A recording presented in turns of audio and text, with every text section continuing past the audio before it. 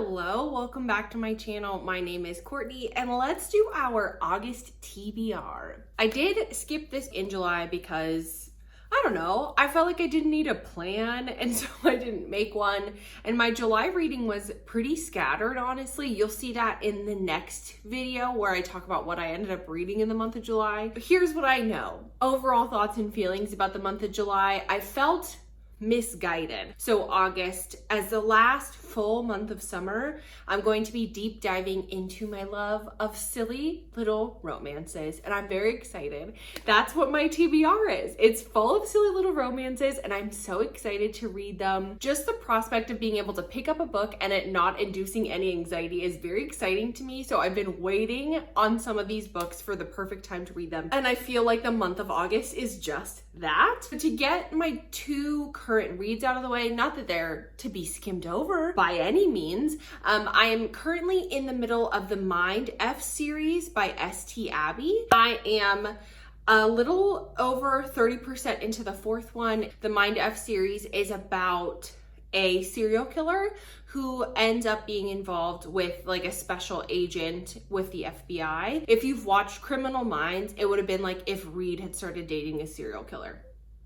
Honestly, it's really fun. I am enjoying it. I'm in the fourth book, so there's a lot of tension building and they're very short. Like me saying that there's 4 books is probably makes it sound more impressive than it is. Each book is about 150 pages long, so they're quite easy to get through. A lot of people count it all as one novel, but since I'm straddling 2 months, I'm gonna count it as 5. So I'm in the middle of that one. I do plan on finishing the last book and a half. My cats have chosen right now to eat their food. What more opportune time could they have picked? The second book that I'm currently in the middle of that I have the intentions of finishing is Assassin's Blade by Sarah J. Maas. I read Throne of Glass and now I'm reading the prequel, and then I plan to go on to the next however many. I'm not going to prioritize that series in August. I feel like I'm just going to take a little bit of a step back from that. I'm going to wiggle back. I'm going to shuffle back just a couple steps and enjoy a little bit more lighthearted reading. So to get into my non-current read books on my TBR,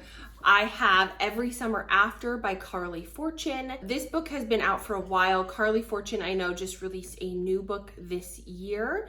I've heard people compare Every Summer After to Love in Other Words. I have a feeling I know how this book ends up. Here's the thing about romance books is that there's 2 tropes that people tend to dislike more than any other trope that I can think of. And I think one of them happens in this book. In the future, if I do end up reading it, I will let you know if that is indeed what happens. If it is similar to Love in Other Words, I have a feeling I know how this is different and why people don't like it as much. But essentially, it covers 2 friends who've been friends for a long time and lost contact. The friends maybe had a relationship or got invested into each other, and then something happened for them to no longer be friends. It just seems like a cutesy little read. I've had this on my shelf for a long time and never actually picked it up because everybody raved about it last year. And then as the cycle of books goes, eventually people decided they hated it. There was a ton of publicity at the front, a ton of love at the front, and then at the very end, it was like, actually, that book is trash. Both of those opinions dissuaded me from reading it, but I'm gonna pick it up now. It's summer. It's Every Summer After. It's August. It's time to read a book like this. Second, I put The Bookshop of Second Chances by Jackie Fraser on my list. I picked this up, I think last month or maybe at the beginning of this month. It's about a woman in Scotland who leaves her husband, or her marriage ends, and she goes to a remote countryside and maybe gets involved with a bookshop owner, and the bookshop might have some like fantastical elements. I love these books. I love these low stakes, more women's lit fic than contemporary romance, where you just get to hang out with a woman as she tries to figure out her life. So I'm excited to pick this one up too. I also put The Identicals by Ellen Hildebrand on this list. Ellen Hildebrand is having her moment on the internet right now. She's been around forever. I'm not trying to make it seem like now she's popular. She's a pretty prolific writer. With her latest release, I think a lot of Book Talk girlies are really into it, Book Talk and BookTube. So you'll love to see it. I picked this one up at a local bookstore, I think this month or late last month. This one covers, I believe, two estranged identical twins who end up going on vacation either together or in separate places.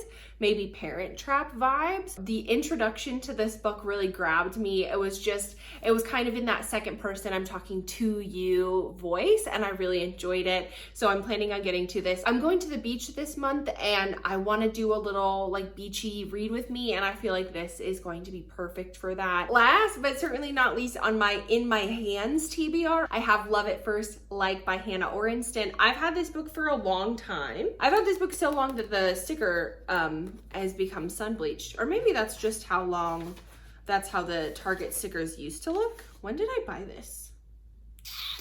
2019. Okay, so I've had it for a while. I probably got it in 2020 or 2021. I believe I started reading this and I put it down, but it is another low stakes rom-com. If I remember correctly, and from my slight refresher on the back of the book, this book is about a social media influencer who maybe works at a jewelry shop, and she posts a picture like she got engaged. She posted it as a direct result of seeing her ex or ex-fiance get into a new relationship. So she tried to one-up him. And so she she pretends to be engaged. She fake dates someone she just happens to find. I don't think I finished this,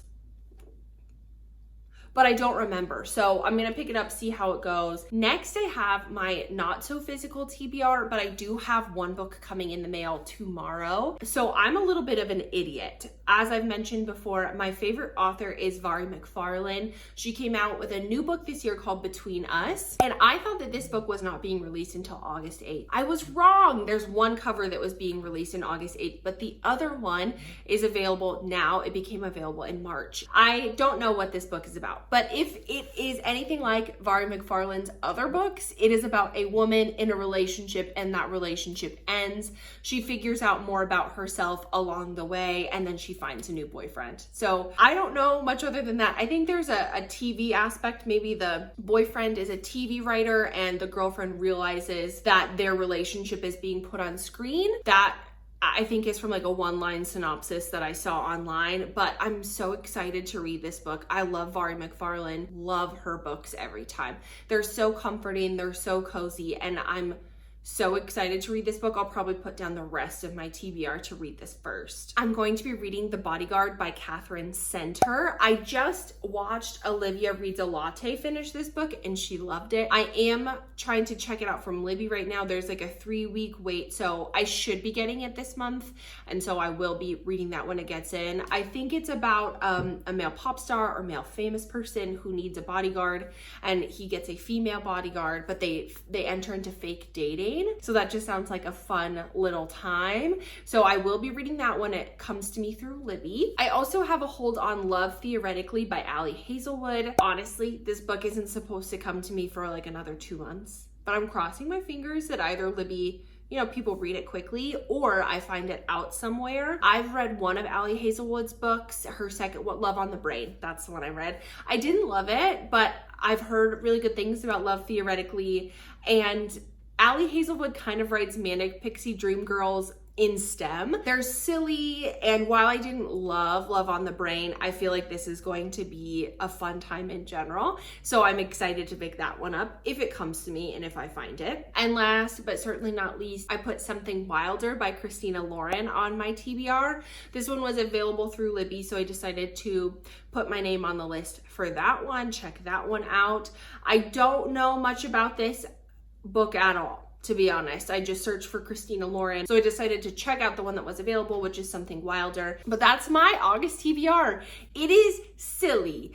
It is a little plotless. It is about love, and we're just gonna bask in the remaining summertime that we have and read these silly little books and have a fun little time. I hope that this just gives me some refreshing feelings about reading. July was a little bit of a struggle for me. I did not feel connected to my reading at all. So I'm hoping that August is different. Thank you so much for watching this video. Don't forget to like and subscribe. You can also follow me on Instagram if you'd like to see my posts about reading over there. It's Kitney, same way that it is on YouTube. Thank you so much for hanging out with me today, and I will see you next time. Bye!